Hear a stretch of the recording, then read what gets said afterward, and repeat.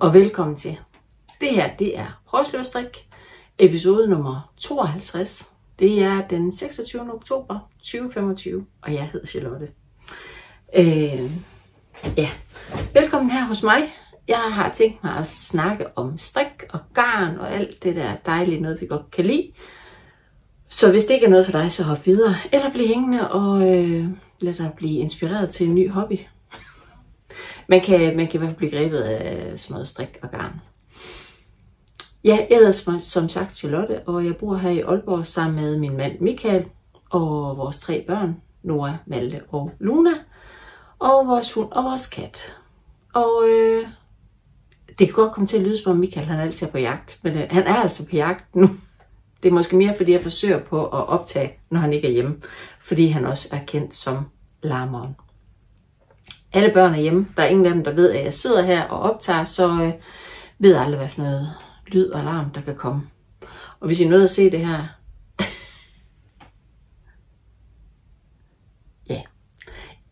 Jeg skar mig lige på fingrene, lige mens jeg gik her og lavede lige sådan en papercut på mine fingre, og det gør ikke ondt, men det er blødt af pommeren til, og det eneste plaster, jeg kunne finde, det var sådan en kæmpe plaster her med Anna Elsa. Og så var den pakke tom, og jeg tror, at Luna på 12, hun vil sætte pris på, at hun ikke bliver tilbudt Anna Elsa plaster mere. Så nu er jeg tømt pakken. Ikke noget alvorligt, men bare hvis I tænker, det var da sjovt, som en lyseblå finger hun har. Ja, jeg skal lige have det her.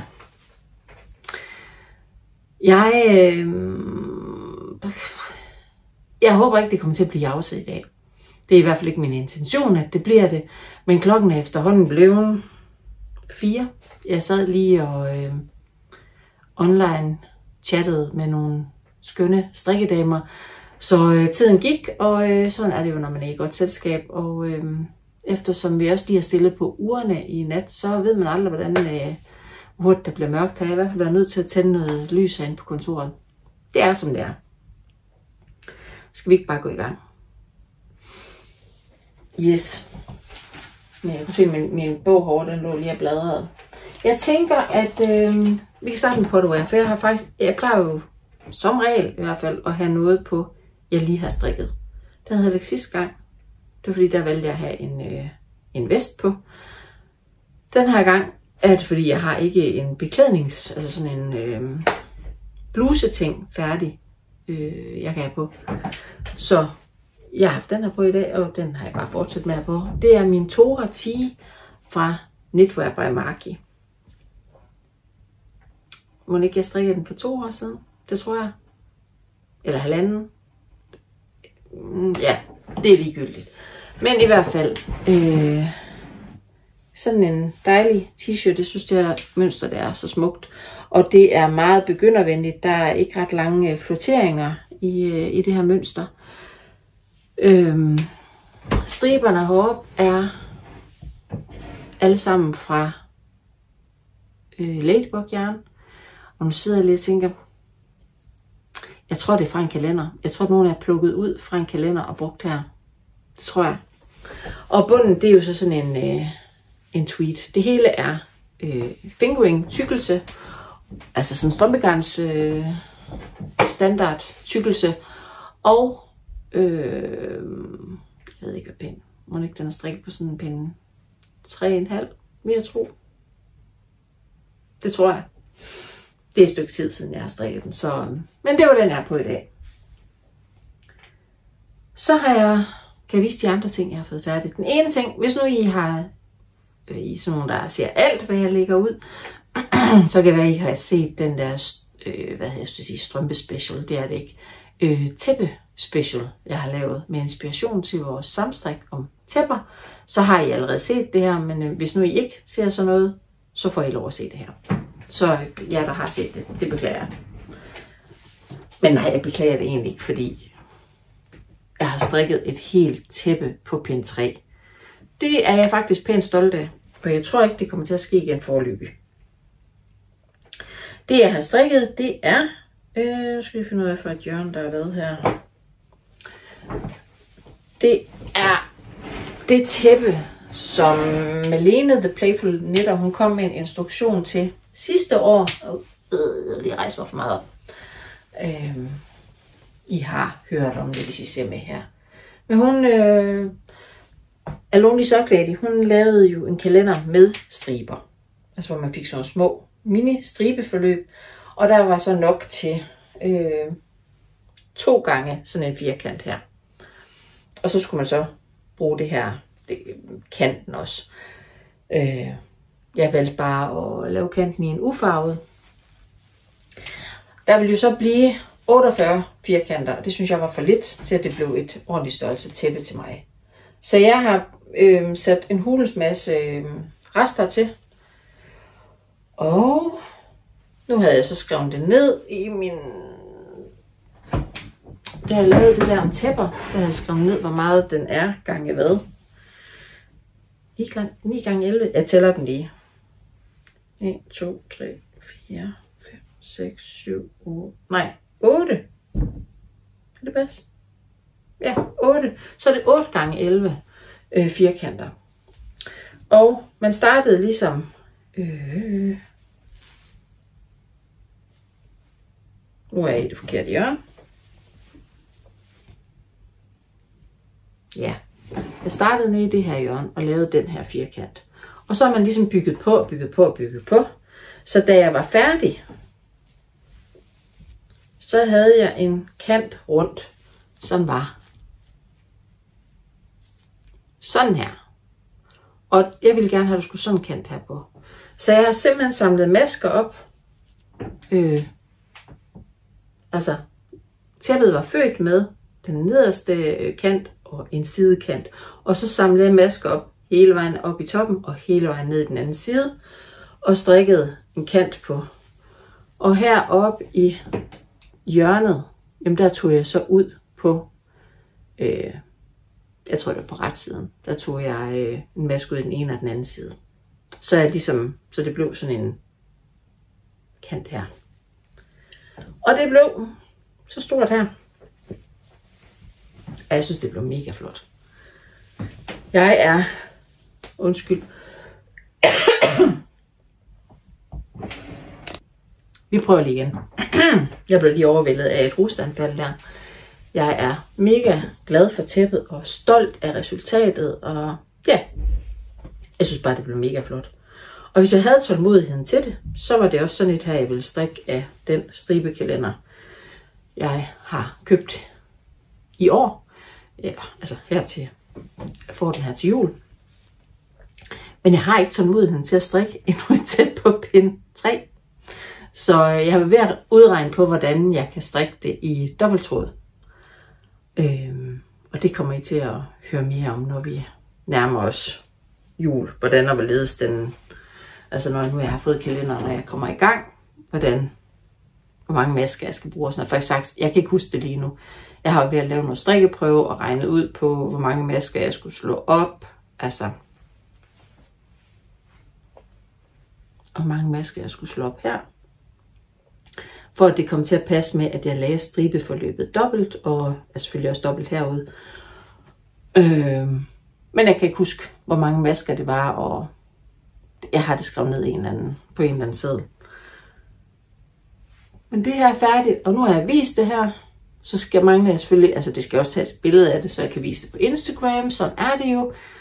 Og så kan jeg tage det i brug. Jeg synes, det er blevet mægtig flot.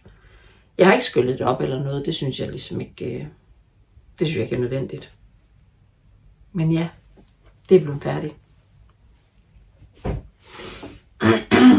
Det var den ting.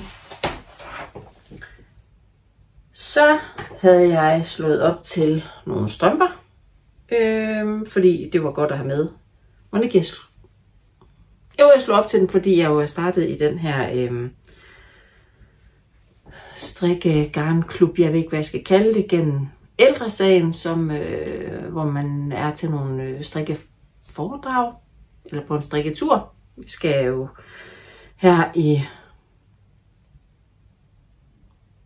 Må ikke det om en uge egentlig? Jo, det er det. Jeg tror, det er den 3. november. Der skal vi jo til Madame Munk. Og da vi skulle til det første af de her strikke kom sammen, der manglede jeg ligesom noget, der var nemt at have med og nemt at strikke på, og derfor slog jeg op til nogle Sunday socks i det her Drops Fiesta. Jeg havde 3 nøgler af den, og jeg ville egentlig gerne bruge alle 3 nøgler, men det kan jeg jo så se, det lykkedes ikke. Jeg havde den her. Og det er fordi, jeg strikker ikke, hvis jeg kan undgå det i hvert fald, strikker jeg ikke strømper nedefra op. Og derfor er det jo ligesom svært at vide, hvor langt skaft jeg kunne strikke. Altså jeg ved godt, det her det bliver mega langt, men jeg tænker, det kan lægges dobbelt. Det kan også bare sådan falde ned, som sådan en 80'er Back to the 80's socks, som Malene har lavet lidt eller den, altså den kunne jo falde ned som sådan lidt en benvarmer ting. Ja, opskriften jeg gik efter, det var Sunday socks. Jeg bruger den primært til, jeg skal lige huske, hvordan det nu er, jeg laver sådan en hæl. Fordi jeg ellers normalt altid strikker en shadow rappeal. Så kan jeg aldrig lige huske, hvordan er nu lige jeg gør det her. Men dem har jeg nu et par færdige af. Altså jeg har ikke gjort noget for at få stribeforløbene til at passe sammen. De er bare forskellige. Så jeg vil tro, jeg har brugt sådan 110 gram. Der er en 40 gram eller sådan noget. 35-40 gram her. Til sådan et par størrelse 38-39 med lang skaft til mig. 90 pinde. Jeg har slået 40 masker op, og så 90 pinde her. Det kan vi godt sige, uden at ødelægge Sunday socks opskriften, for jeg forklarer jer så ikke, hvordan man laver hælen. Men, ja, de er færdige. De var også god kørestrik her. Vi har lige været en uge i København. Det tænker jeg kan fortælle nærmere om senere hen. Men de er færdige.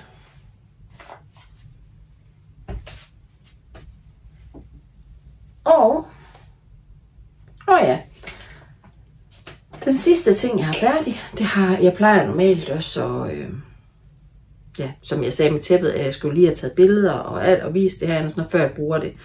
Det gjorde jeg altså ikke med det her, fordi det var bare så lækkert, at det blev nødt til at tage i brug med det samme, og jeg brugte det hver eneste dag på vores tur i København.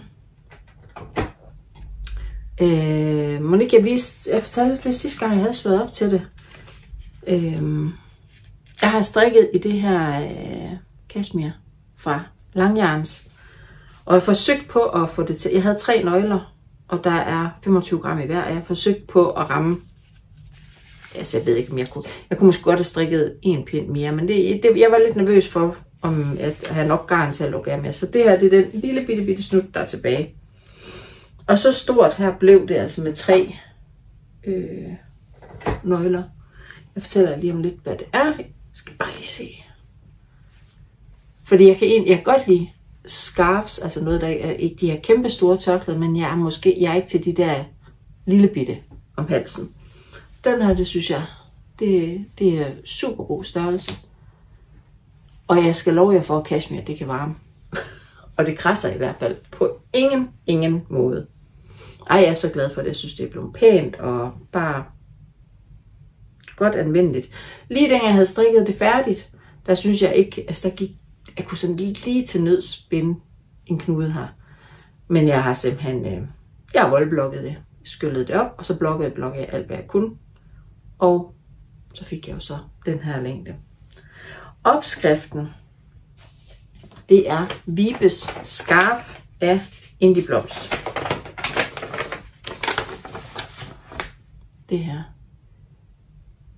Og sidste gang jeg sad ved snakke om hende der Indie Blomst, hun har også lavet, nu er jeg kommet i tanke om det, hun har lavet de der mønstre, der hedder sorgenfri. Sorgenfri babyjakke, babyslåmme, og der er også en sorgenfri voksen, som er sådan nogle ribsegmenter. Men den her lille, simple opskrift, som man bare jo kan lave så stor, som man vil, det var bare dejligt at strikke, og super nemt, og jeg er så tilfreds med det her. Altså,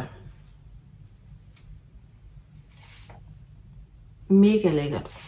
Hvis du også godt kunne tænke dig at strikke sådan lidt, og så bare strikke noget i det her Kashmir. Så husk lige, at jeg har det der samarbejde med Sigi Garn i Viborg, og du kan få 15% på garnet ved at bruge koden Charlotte15. Så du får lidt rabat på garnet. Ja. Jeg synes allerede, at jeg jauser afsted, men problemet er, at Michael er på jagt, og det er faktisk normalt, at det ikke så tit mig, der laver mad her i huset. Ikke hvis jeg kan undgå det i hvert fald, men det er jeg ligesom nødt til i dag. Ellers så kommer vi til at spise mig sen, hvis vi skal vente på, at han har lavet det, når vi kommer hjem. Så jeg er nødt til, for det her i hus, at skulle ud og lave mad. Så må se, hvornår jeg når at redigere det. Det var de færdige ting. Ja. Så har jeg skrevet i gang. Der har jeg skrevet Rosy Sweater. Lene Holm Samsø. Jeg har ikke taget den med herind, fordi jeg har overhovedet ikke rørt den siden sidst. Og det er ikke fordi, det er sådan en, der bliver pillet op eller noget. Jeg er bare blevet... Jeg har strikket M-kald og er bare blevet grebet af andre ting. Så jeg har overhovedet ikke rørt den. Det plejer ikke at ligne mig eller noget ligge for længe, men ja. Der er ikke nogen grund til at sidde og vise jer noget. Så hvis I gerne vil se min proces i det og så videre, så kig tilbage til afsnit 51. Så har jeg gang i noget bare lille bitte, lidt kedeligt. Men det var fordi, at igen, vi skulle til afsted på den her tur til København, hvor jeg jo skulle sidde i bilen, og ja, så jeg må hellere tage noget med, der er nemt at strikke på. Det blev så ikke det, jeg har strikket en hulens masse på, så jeg ikke kom længere end det her. Men det er bare sådan en,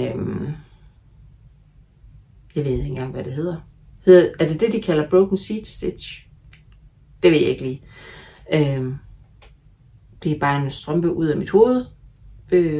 Pind 2,25, 56 masker, så er jeg bare en gang en rib heroppe i toppen, og så hernede, der strikker jeg 3 ret, 1 vrang, 3 ret, 1 vrang på den ene pind, næste pind strikker jeg ret, og så gør jeg det samme igen. Så det er bare de 2 pinde om igen. Det synes jeg giver sådan et lidt elastisk, ja. Garnet, det var noget af det, jeg købte på min sommerferie, hvor vi var omkring en garnforretning i Flensborg. Og nu kan jeg ikke huske, hvad den hedder, men den havde virkelig meget strømpegarn. Så der købte jeg det her. Landlust. Fra Lana Grossa. Jeg synes, er det den, hvor der også er noget silke i? Den er i hvert fald 55% virgin wool. Det må vel være lammeuld. Og så 25% polyamid. Og så er der også 20% silke i. Den er i hvert fald meget lækker og sommerlig i farven. Jeg havde egentlig tænkt på, at jeg skulle huske at deltage i Ellen The Dream Knitters samstrik, hvor hun strikker Halloween socks. Jeg synes bare ikke, jeg ved ikke rigtig, hvordan jeg skal forklare, at det her, det er Halloween. Så skal jeg sige, at det er fordi, jeg slog op til den på en tur på vej til København, hvor vi skulle til Halloween udstilling i Tivoli. Men jeg synes måske, det er lidt søgt. Men en strømpe i gang her, og det er jo bare dejligt at have en strømpe til at lægge til næste gang, jeg skal et eller andet, hvor jeg har brug for at tage noget med mig. Jeg har også lige siddet og strikket lidt på den i dag, fordi der er damer, jeg snakkede med. Jeg kunne ikke koncentrere mig om at skulle strikke videre på min M-kald, så den her fik lige på pinden.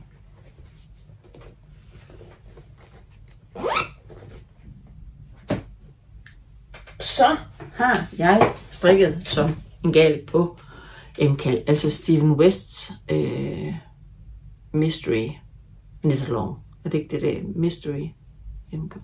Det tror jeg det er. Den der hedder Musical.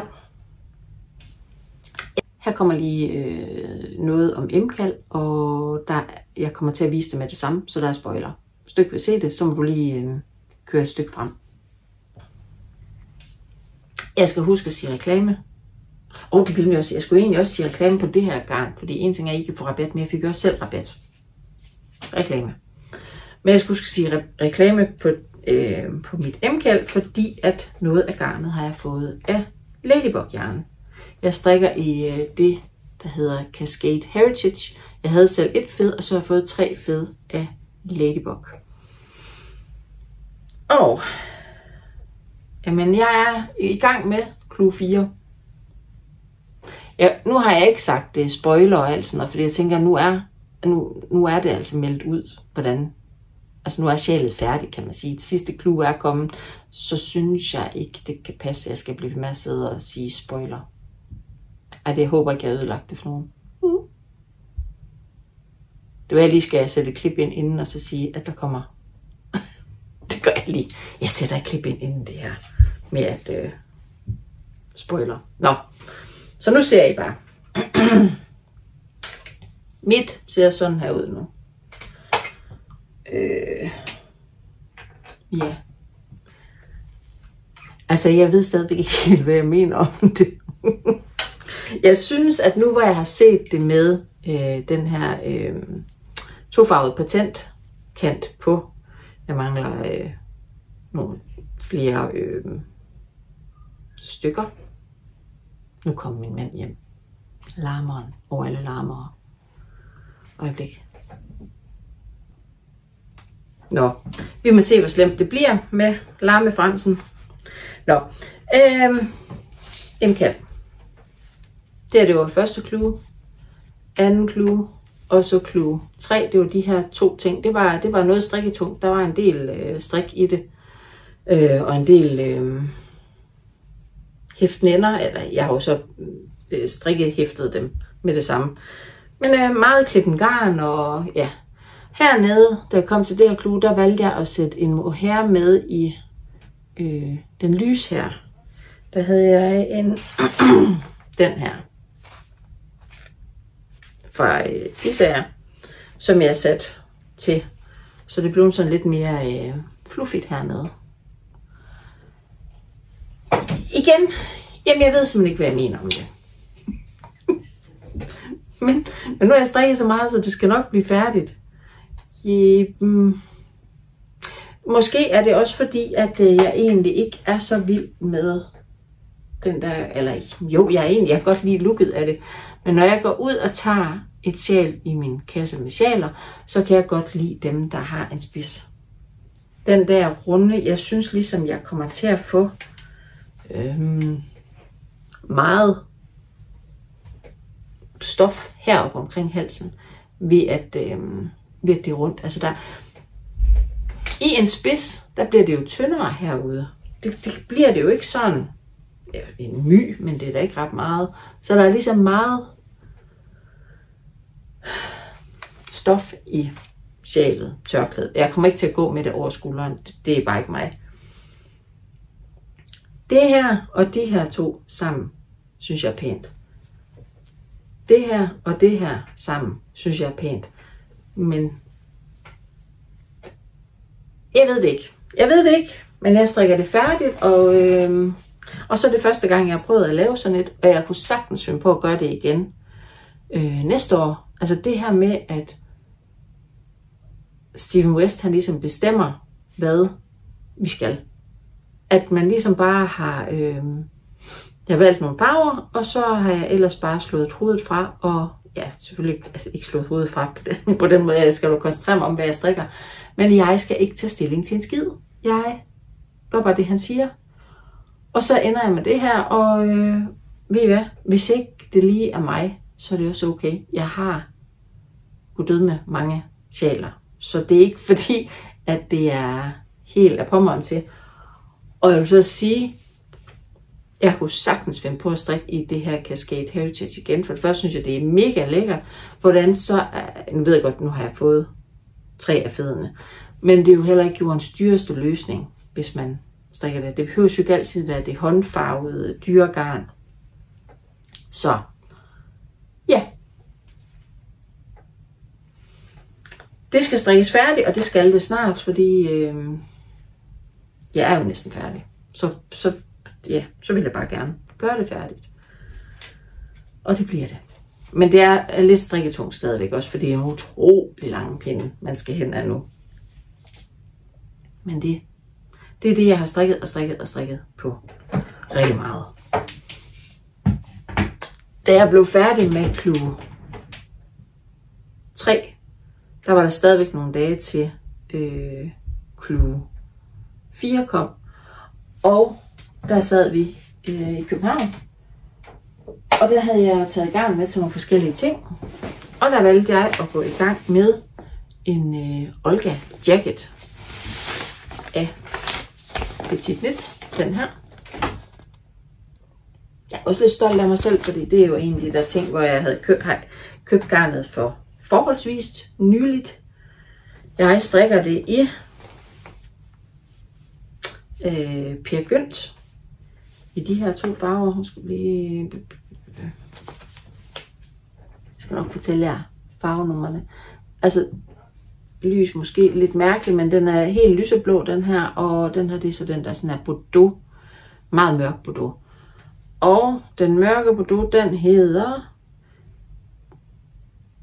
4363, og den her lyseblå hedder 5811. Og jeg ved godt, at jeg kunne have taget mine briller på, men det er fordi, jeg har rendt rundt og ordnet vasketøj og alle mulige ting. Og ja, så har jeg bare ikke dem på, og de ligger inde i stuen. Men de her 2 farver. Og så gik jeg jo ellers i gang. Og så kunne jeg hurtigt se i opskriften, at det var en cardigan. Eller det vidste jeg jo. Jeg vidste godt, det var en cardigan. Men det her med, at jeg skulle strikke frem og tilbage, og jeg tænkte, det gider jeg simpelthen ikke. Så mange vrangmasker. Så jeg plejer ikke at være så modig at lave om på opskrifter. Jeg laver heller ikke om på det, men sådan noget med at lave klippemasker. Men det har jeg simpelthen gjort. Jeg har lige her i midten. Det her, det var så meget, jeg skulle strikke til. Altså, og så slår jeg 5 masker mere op og strikker en vrang og 3 ret og så en vrang. Og så håber jeg på, at det kan komme til at se ordentligt ud. Og jeg skyndte mig helt vildt, mens vi var i København, på at komme over på noget, hvor jeg bare strikker rundt, fordi så var den god at have med i bilen. Og så ikke lige havde tænkt på, at meget af tiden i går, da vi kørte hjem, der var der mørkt, så jeg kunne ikke se en ski, og jeg har kun sådan en lampe til at hænge omkring halsen, den havde jeg altså ikke med. Så jeg strikkede ikke voldsomt meget på den i går, men Olga jacket, jeg synes det er en skideflot farvekombination, det her. Det er ikke noget, jeg plejer at gøre, men ja. Jeg tror, den bliver god og lækker. Og jeg går stadigvæk og tænker på den her Frankie sweater af Petit Knit også. Den synes jeg virkelig bare er pæn. Jeg skal ned og besøge Siggy Garn her om nogle uger. Så der vil jeg helt klart ned og kigge på nogle farvekombinationer til den der Frankie. Den kunne jeg godt tænke mig at strikke. Jeg pakker lige den her ned.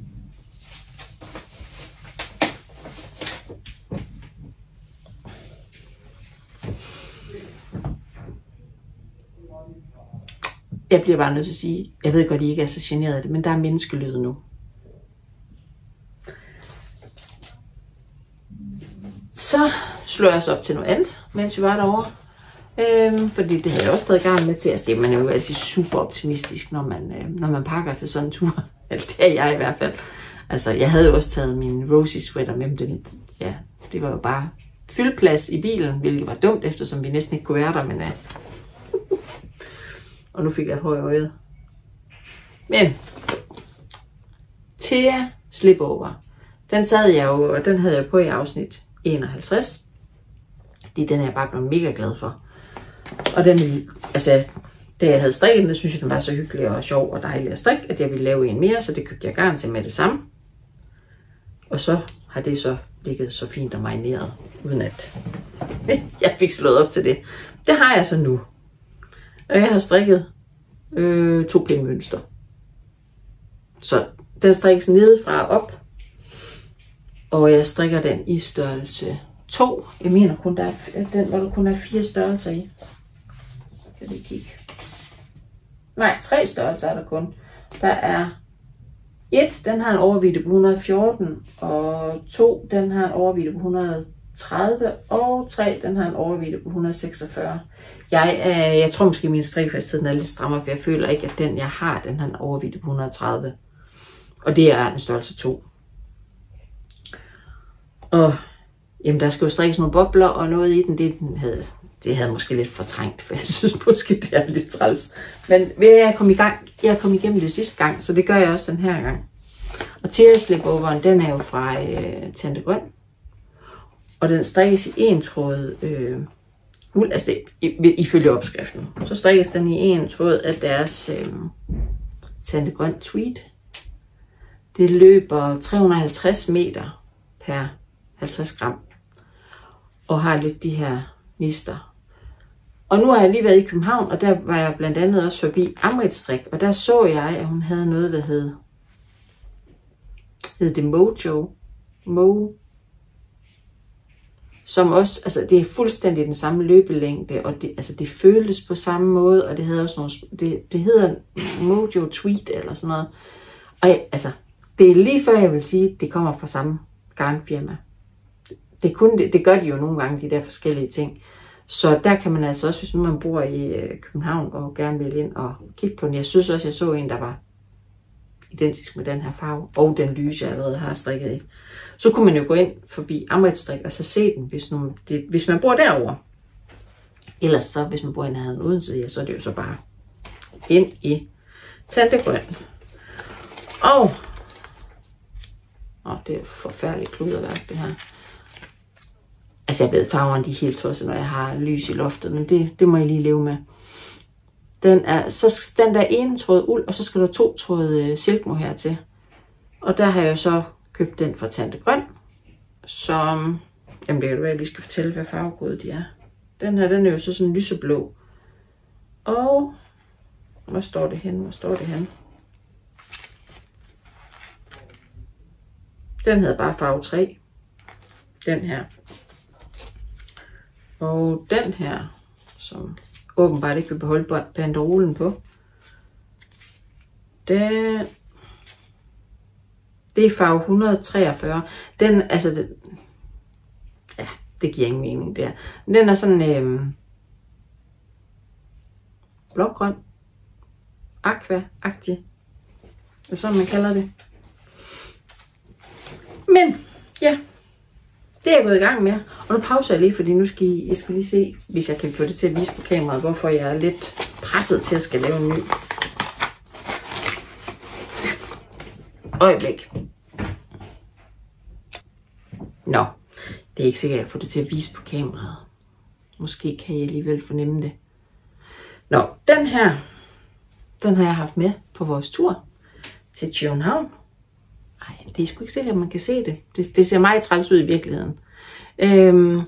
Og den måde, jeg har båret den, det er simpelthen med sådan en sort, lidt stram bluse. Indenunder langærmet bluse, og så et par højtallede sort bukser. Det var simpelthen en perfekte kombination til ikke at føle sig for klumpet inde i jakken. Og sådan. Det var super godt. Mega glad for den. Havde den på 4 dage, tror jeg. Så da jeg kommer hjem, så tænker jeg, ej, jeg har skåret så meget i den, og den har faktisk også. Jeg har også haft det temmelig varmt i den jakke. Jeg tror egentlig, jeg ville skylle den op. Og da jeg skyller den op, så tænker jeg, det var da godt nok sjovt, så mørkt vandet det blev. Og så kan jeg bare se, at de der sorte bluser, jeg har på. Jeg havde lige købt 2 nye, de er bare ude fra Bilka. Sådan. Men det er jo ikke noget med Bilkas bluse at gøre. Enhver ved jo, at sådan noget tøj, det smitter jo en del af i starten. Og det kunne Charlotte jo også godt have tænkt sig til. Men ja, det gjorde Charlotte ikke. Så nu har jeg fået en bluse, der sådan er lidt grålig herned. Specielt herned af siden. Altså jeg skyllede den med uldsæbe 3 gange. Til sidst var der ikke mere af det her mørk farve i vandet. Så tænkte jeg, nu er det nok godt nok. Så jeg slyngede den, og nu ligger den så til tørre, og jeg kan stadigvæk se det. Men jeg tænker, at den måde, jeg vil bruge det på, det er jo så med en sort bluse under, og så lægger man nok ikke mærke til det. Men det var sgu da lidt en bed at opdage, at man havde spoleret sådan en bluse, fordi altså sådan en uldbluse, jeg kan jo ikke bare slynge den i maskinen, og så vaske den med et eller andet lyden I hører, det er min mand, der står og vakuumpakker noget kød. Vi tager lige en tur.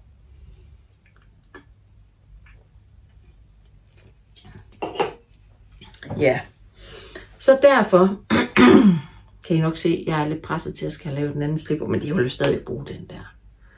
Det var bare lige lidt træls, at de der 2 nye bluser, jeg havde købt, dem kunne jeg jo ikke nå at skylle op, fordi vi skulle til afsted på tur, og ja. Det er hvad det er.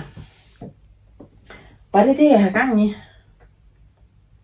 Rosie, M-Kald, Tirsleborg, strømper og Olga. Ja. Yeah.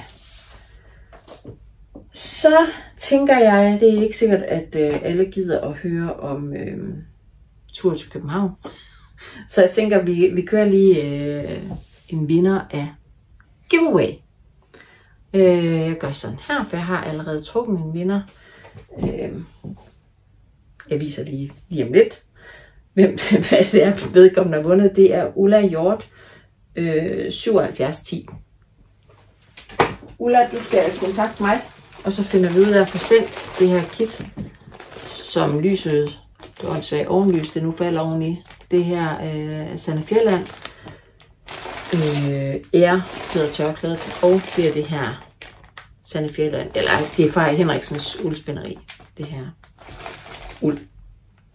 Så, og så vil jeg gerne sige tusind tak til alle jer, der har lagt kommentarer, og som har hypet min video.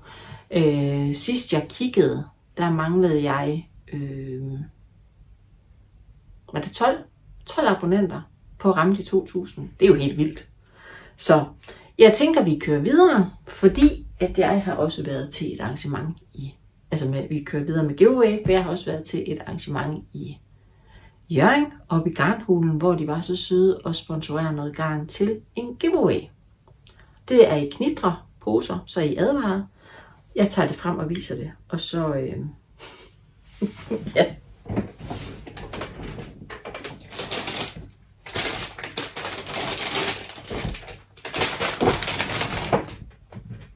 Skrat.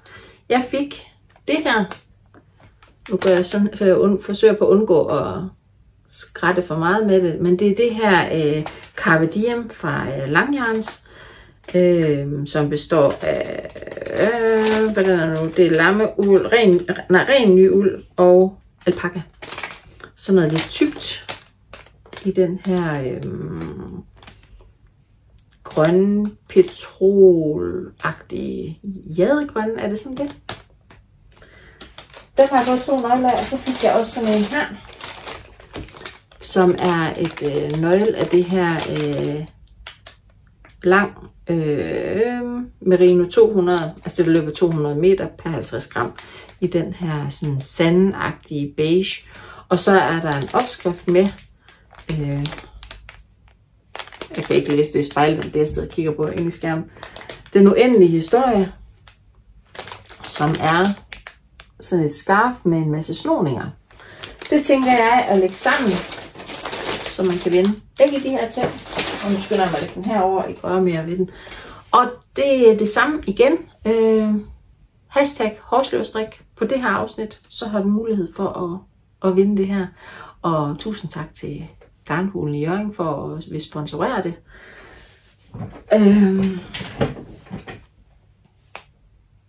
Ja. Skal vi så tager vi Garnhulen først. Der var jeg jo op lige inden vi skulle på vores tur til København, onsdag i uge 42, sammen med Malene, The Playful Knitter, Helena Trillegarn og Charlotte Wernberg, som har Charlottes Strikkecafé. Der var vi inviteret derop til podcaster, event, strikkehyggeaften. Sådan en gang podcast og speed dating, kan man kalde det. Vi blev placeret ved hver sit bord. Altså alle dem, der var kommet, de kunne så vælge at sætte sig ved det bord, de nu havde lyst til. Og så tror jeg cirka, det var hver halve time, der blev der ringet på en klok, og så skulle alle andre end os bytte pladser. Så de ligesom kom rundt og besøgte os alle sammen. Og så kunne de jo spørge os om noget sådan, altså jeg synes, det var lidt spøjst lige først sådan at være på den måde. Hvad skulle jeg sige? Det der med at skulle underholde på en eller anden måde, det synes jeg ville egentlig bare helst snakke.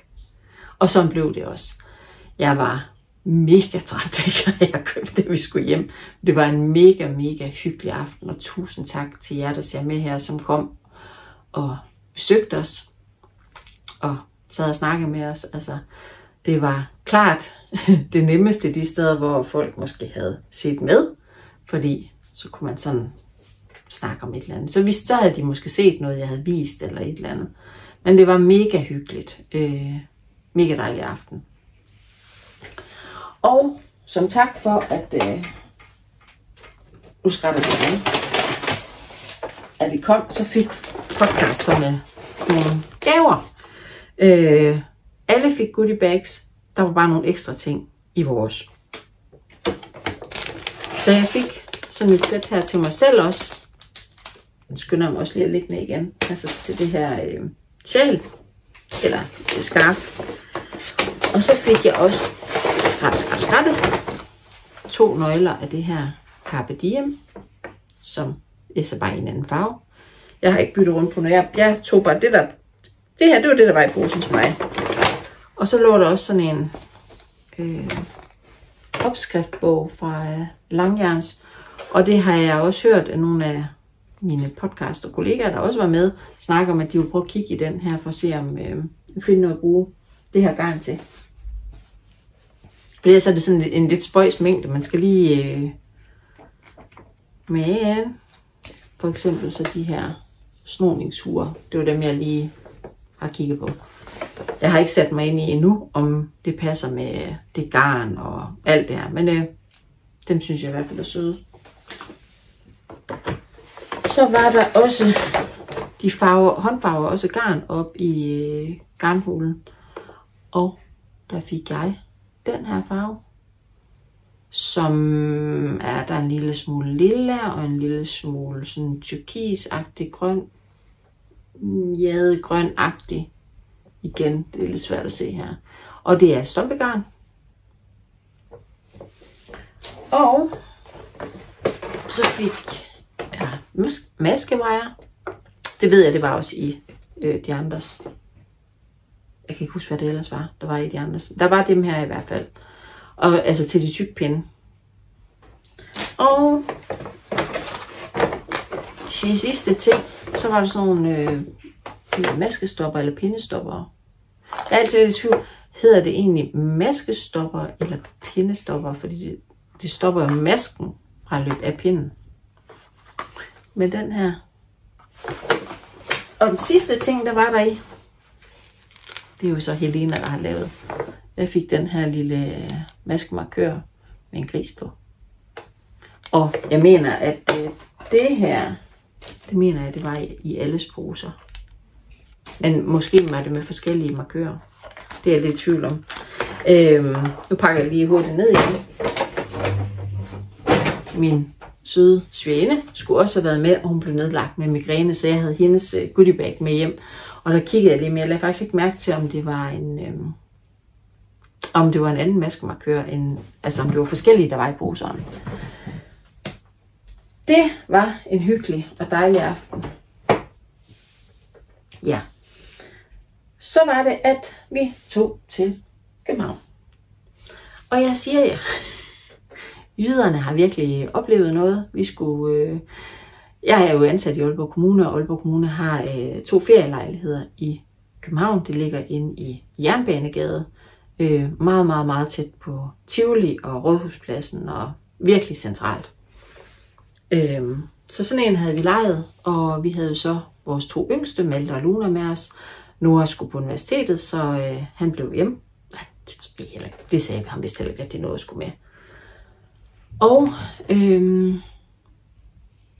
så vi ankom derover om lørdagen, og så søndag, mandag og tirsdag, der købte vi simpelthen de der Copenhagen cards, hvor der er gratis, altså de er bestemt ikke gratis, men når man så har købt dem, så har man gratis transport, og man har adgang til rigtig mange forskellige museer og forlystelser og så videre, så videre.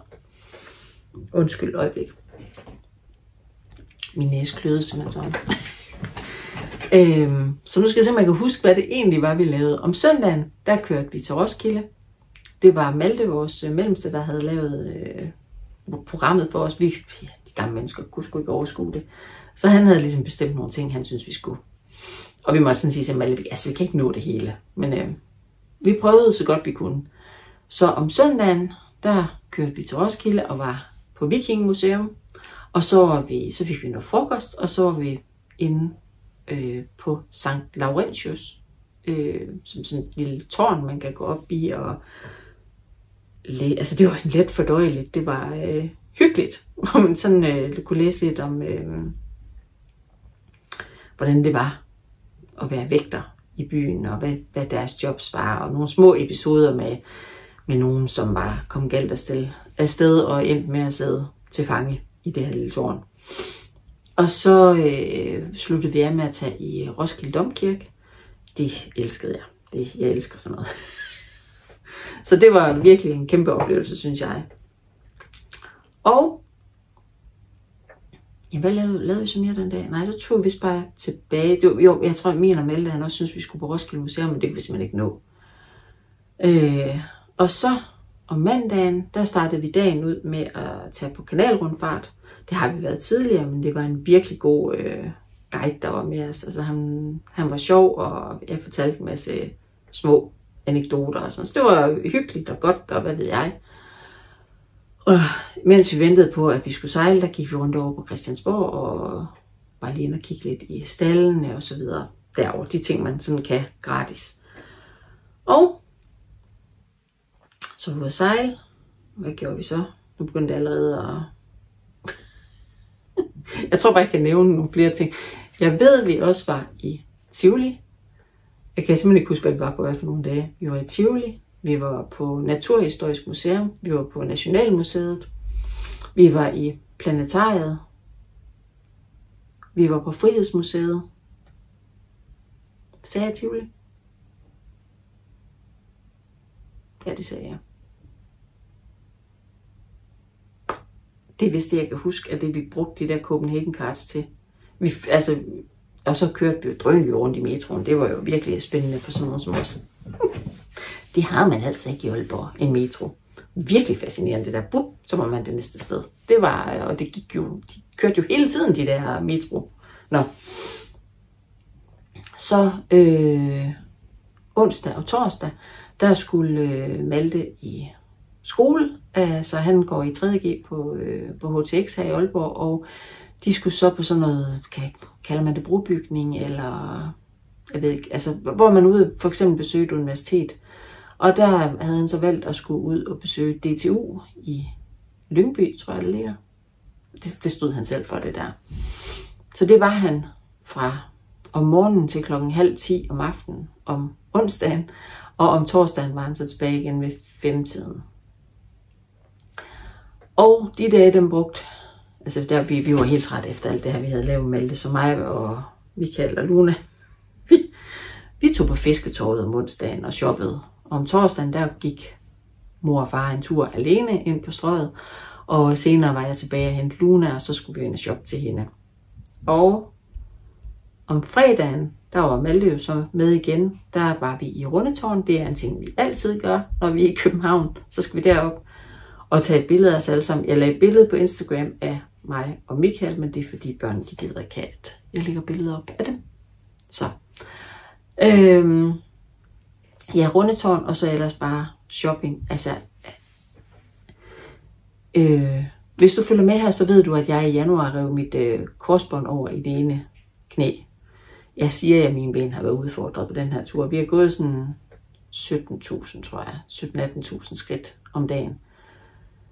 Altså til sidst så havde jeg ondt i baglåret, fordi altså det går ikke ondt i mit knæ, men det er hele muskulaturen omkring mit knæ, skal ligesom bære mig, eftersom det her korsbånd mangler inde i knæet.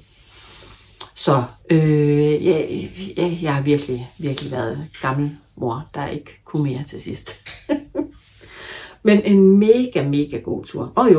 Og så lørdag, da vi skulle hjem, altså i går, der tog Malte ud til Hvidovre, fordi han skulle være med i sådan en speedcubing konkurrence, altså hvor man sådan en Rubik's Cube ved professorterning. Det er han sådan ret god til. Så der skulle han ud og være ude hele dagen, og vi andre, vi kørte så til Kronborg. Det kunne jeg virkelig godt lide. Det synes jeg, der var sådan, det var ikke bare plancher, og man skal læse noget og sådan noget, men man kunne, ja, det var mere interaktivt, kan man kalde det.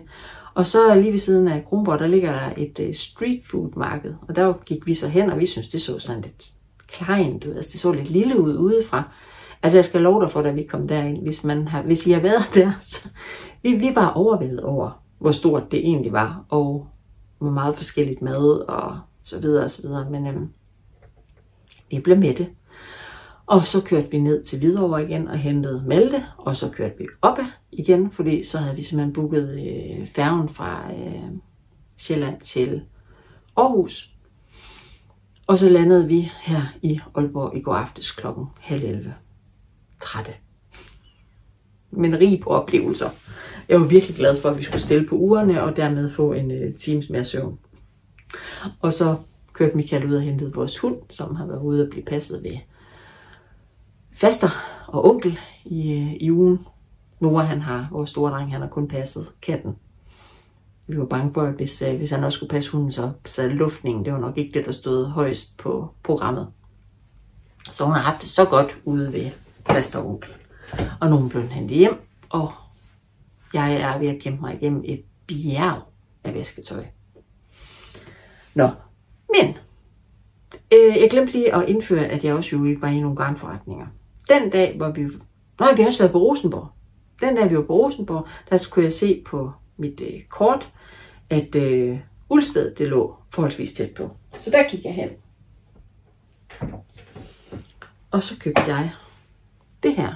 Det har jeg længe gerne vil prøve, det her Mondim. Det her strømpegarn uden kunstig. Jeg overvejer lidt, om jeg skal have det sendt ned til min mor, fordi hun strikker altså noget kun strammere, end jeg gør. Og jeg tror, at det er noget, altså for holdbarhedens skyld, når der ikke er kunstig, så tror jeg måske, det vil have godt at blive strikket stramt. Det skal jeg aftale med min mor. Det købte jeg ved Ulstedet. Og torsdag, hvor vi gik rundt alene, mig og Michael, der havde jeg planlagt, at han havde lovet mig, at han ville gerne tage offentlig transport med mig ud til, bilen den boede ude i lufthavnen. Vi havde parkeret den ude i Kastrup, mens vi var derovre, fordi det var lidt dyrt at parkere der, hvor vi boede. Så derfor så brugte vi offentlig transport ind i København. Og der havde Michael lovet mig, at han skulle nok tage mig med ud til Amrit-strik. Og så kiggede jeg på hjemmesiden inden og opdagede, at der er lukket om torsdagen. Nå, så skulle vi jo så ikke det. Så i stedet for, så da vi traskede rundt i byen, så gik vi hen til Sommerfuglen. Det er faktisk den eneste garnforretning, jeg tidligere har været i København. Og jeg har gået og kigget, altså sådan tænkte jeg kunne godt tænke bare at strikke en julebluse. Og nu har jeg hørt Kirsten fra Maskesnak tale så rosende, og jeg siger det ironisk, om Holly sweater fra Knitting for Olive, fordi den har sådan nogle bær, altså nogle, hvad nu er ordet faldet ud af mit hoved, nogle, hvad hedder det, bomber, kugler, der skal strikkes. I ved, hvad jeg mener. Så det var jeg blevet nødt til at købe garn til. Og det er ikke, jeg har ikke købt de samme farver som i opskriften, fordi jeg kunne godt tænke mig, at den var mere kølig i farven. Så min bundfarve, det bliver, jeg mener, den hedder ikke noget med kridt eller sådan noget. Kalksten. Både i mohair og merino. Der har valgt kalksten. Jeg har ikke købt opskriften nu, men det kan være, at jeg lige skulle sætte lige hurtigt et billede ind her, hvis I er i tvivl om, hvad for en opskrift det er. Holly sweater. Bladene skal være den her farve, det hedder, hvad hedder den? Skifergrøn. Også med en mohair til. Og så bærene. Jeg kan ikke huske, hvad farve de skulle være, men jeg var ikke så vild med Knitting for Olives farve til den. Så jeg valgte en fra den her fra Sandnes Sunday. Så den ved jeg ikke, hvad den hedder i farve, men altså koden den er 4236.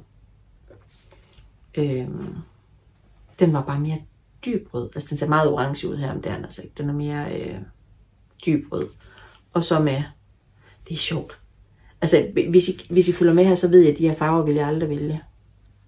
Men de er altså røde. Meget mere røde. Og mohairen, den er så heller ikke fra Knitting for Olive. Det var så det her Valø, som Sommerfuglen selv, det er deres eget mærke, i farven 40. Det bliver jeg jo så nok nødt til snart at slå op til, eftersom jeg skal på nogen måde have noget færdigt og nå det til jul. Så kan godt være noget andet lige skal lægges lidt til side. Ja, det var det strik eller garn, jeg købte derinde. Den sidste ting, jeg købte, det var så fordi, da vi kørte fra, skal jeg lige huske at sige, da jeg så kom hjem torsdag aften, så har jeg sådan set bestemt mig for, at jeg kunne også godt tænke mig at komme ud og se strikkesalonen. Så ser jeg et opslag, altså det skulle vi jo så gøre om fredagen, så ser jeg et opslag på Instagram om, at strikkesalonen holder lukket de næste par dage, fordi de er på masker i marsken. Så det kunne jeg så heller ikke. Så siger jeg til Michael, altså, jeg følte jo ikke rigtig, at jeg sådan helt havde nået af de der strikting, jeg gerne ville.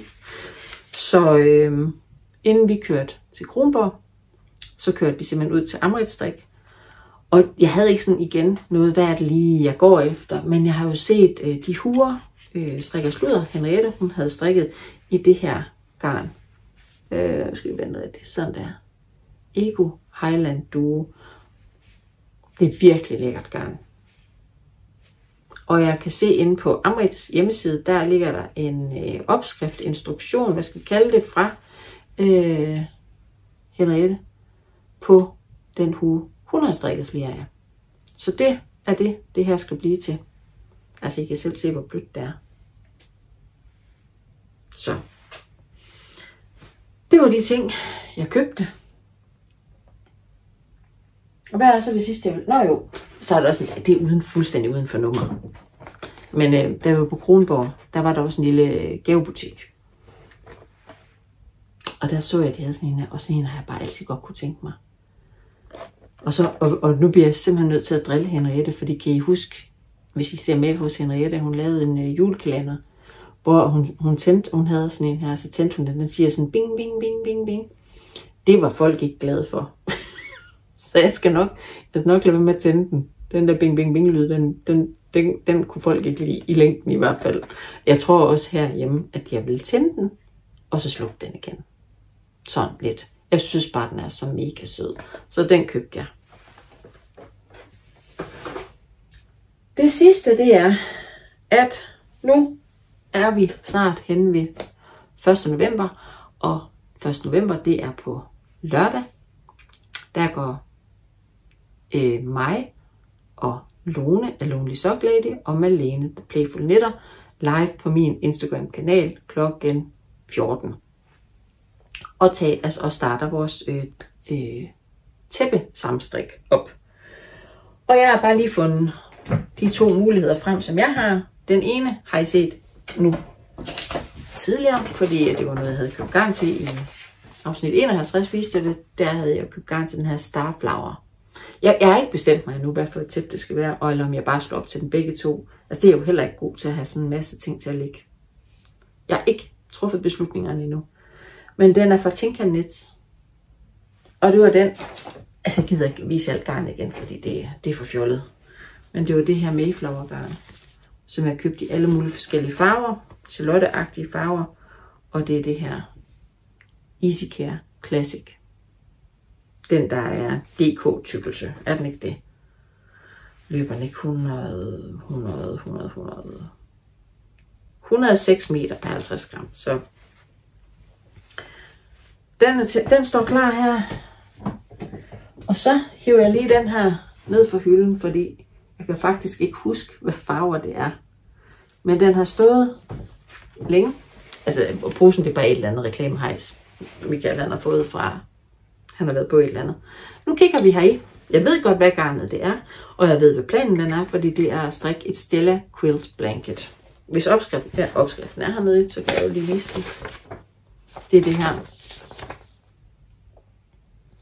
Hvor jeg havde tænkt mig ligesom at køre en bundfarve, og så en farve der, og en anden farve i den der. Ikke sådan flere farver i den samme. Det spændende er jo så, hvilke farver jeg egentlig har valgt, fordi jeg ikke kan huske det. Jeg har i hvert fald købt sådan en flødefarvet bundfarve. Så har jeg, og det er super godt at sidde og vise det her, når man ikke kan se farverne ordentligt. Hvad for nogle farver har jeg? Den her den hedder Treasure.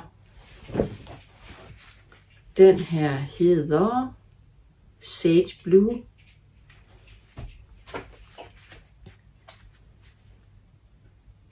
Donkey hedder den her. Altså det hele, jeg regner med det skal holdes dobbelt. Det var også Sage Blue. Hvad har jeg mere hernede? Det var en mere Donkey. Og Marlin.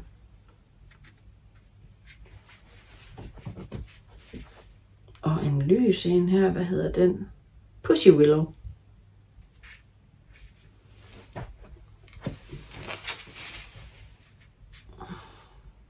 Truffle. Det er utroligt, som jeg kan blive med hiven op. Nå, så tror jeg, nu kommer vi bare til gentagelser. Marlin. Jo, det er alle som gentagelser, så kommer vi ned. Det er sådan en her. Og det havde jeg jo så bare tænkt, ja, hold det dobbelt, og så gå i gang med tæppet der. Altså så for eksempel, at det kan være hvid, og så bare det her, som alle de der forskellige trekanter. Det er min plan. Det kan også være, at den bliver ændret hen ad vejen. Det ved jeg ikke.